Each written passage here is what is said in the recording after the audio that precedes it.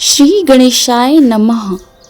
कृष्ण पिंगल संकष्टी चतुर्थी की आप सभी को हार्दिक शुभकामनाएं। कृष्ण पिंगल संकष्टी चतुर्थी व्रत कथा। माता पार्वती जी ने गणेश जी से कहा कि हे वत्स, आषाढ़ माह के कृष्ण पक्ष को अत्यंत शुभदायक एवं मंगलकारी बतलाया गया है। आप उसकी कथा का महात्म्य एवं विधान का वर्णन कीजिए। आषाढ़ माह के गणेश जी का क्या नाम है तथा उनका पूजन किस प्रकार करना चाहिए। गणेश जी ने उत्तर दिया कि हे माता, पूर्व काल में इसी प्रश्न को युधिष्ठिर ने पूछा था तथा उन्हें जो भगवान श्री कृष्ण हैं उन्होंने उत्तर दिया था। मैं वही वर्णन कर रहा हूँ, आप श्रवण करें।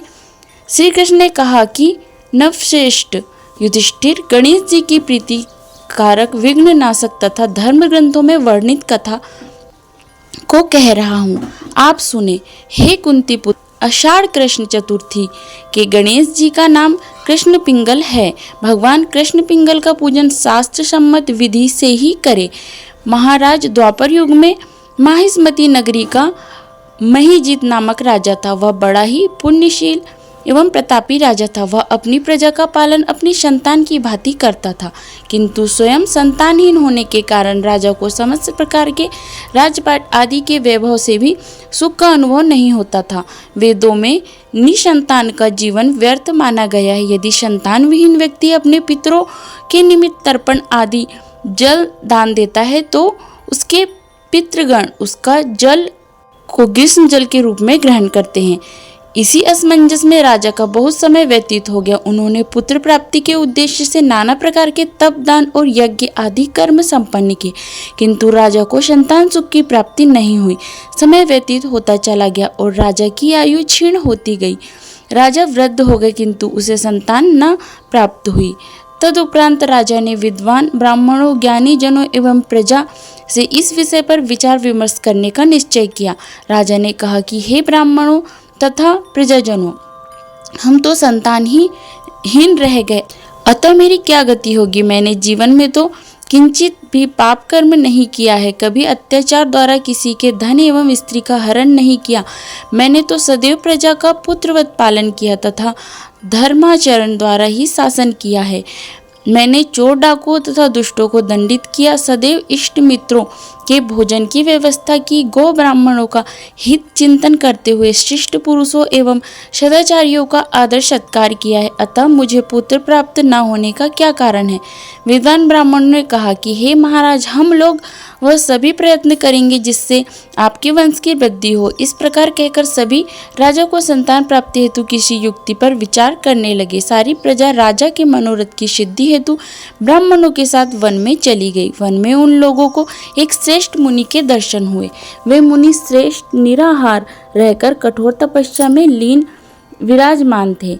ब्रह्मा जी के समान वे आत्मजित, क्रोधित तथा सनातन पुरुष थे। वे महात्मा, संपूर्ण वेद विशारद, दीर्घायु, अनंत एवं अनेक ब्रह्माओं के ज्ञान से संपन्न थे। उनका पवित्र नाम लोमस ऋषि था। प्रत्येक कल्पांत में उनके एक एक रोम पतित होते थे, इसीलिए वह लोमस ऋषि के नाम से विख्यात हुए। राजा सहित समस्त प्रजा एवं ज्ञानी जन त्रिकालदर्शी महर्षि लोमस के दर्शन करने गए। तभी तेजस्वी मुनि के समीप पहुंचे तथा उचित आदर सम्मान के साथ सभी लोग उनके समक्ष खड़े हो गए। मुनि के दर्शन पाकर वहां उपस्थित सभी लोग प्रसन्न होकर परस्पर कहने लगे कि हम लोग को सौभाग्य से ही ऐसे मुनि के दर्शन हुए हैं।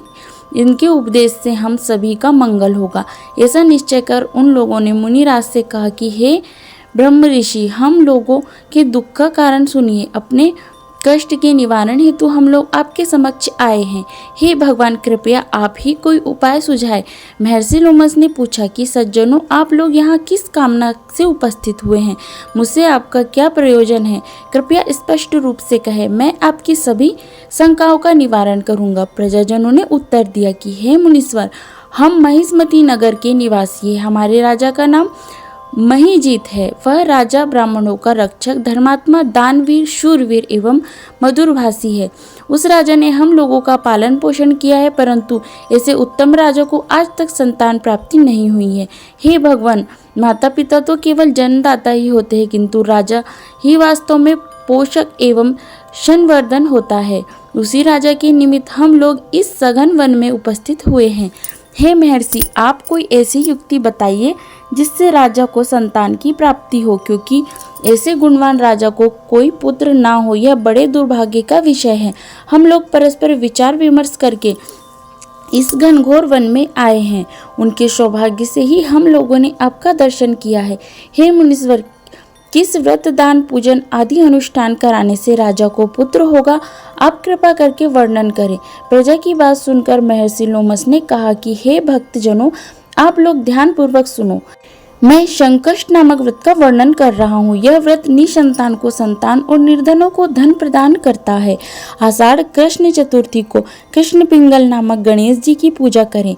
पूर्वोक्त विधि से राजा व्रत करके श्रद्धा पूर्वक ब्राह्मण भोजन करावे और उन्हें वस्त्र दान करे। गणेश जी की कृपा से उन्हें अवश्य ही पुत्र रत्न की प्राप्ति होगी। महर्षि लोमस की यह बात सुनकर सभी लोग करवद्ध होकर उठ खड़े हुए। नतमस्तक होकर दंडवत प्रणाम करके समस्त प्रजाजन नगर में लौट आए।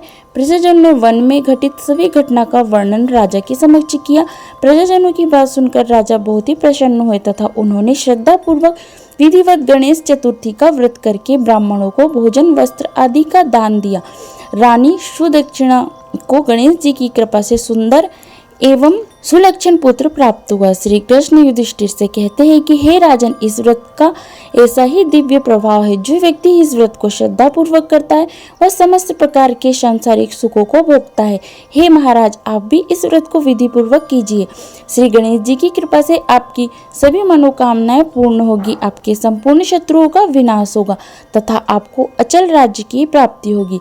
श्री कृष्ण जी अनंत में कहते हैं कि हे राजन, हे भूप शिरोमणि युधिष्ठिर, जो पुरुष इस व्रत का भक्ति पूर्वक पालन करते हैं वे चाहे एकांत में तप करने वाले ऋषि मुनि हो अथवा विद्वान हो, उन्हें निश्चय ही निर्विघ्न रूप से पुत्र पौत्र आदि की प्राप्ति होती है। भगवान गणेश जी की इस पावन कथा का पाठ एवं श्रवण करने वालों को समस्त कार्यों में सिद्धि प्राप्त होती है तथा विघ्न बाधाओं का निवारण होता है। संकष्टी चतुर्थी के दिन गणेश जी को गुण निमित्त जल से स्नान कराना चाहिए और साथ में गणेश अथर्वशीर्ष भी पढ़ते जाना चाहिए। गणेश जी को गुण निमित्त जल से स्नान कराते जाना यह मुख्य रूप होता है। पूजन में हम लोग जैसे पंचोपचार षोडोपचार से गणेश जी का पूजन करते हैं वैसे ही आप लोग नॉर्मल पूजा कर लेना। मिलते हैं अगले वीडियो में।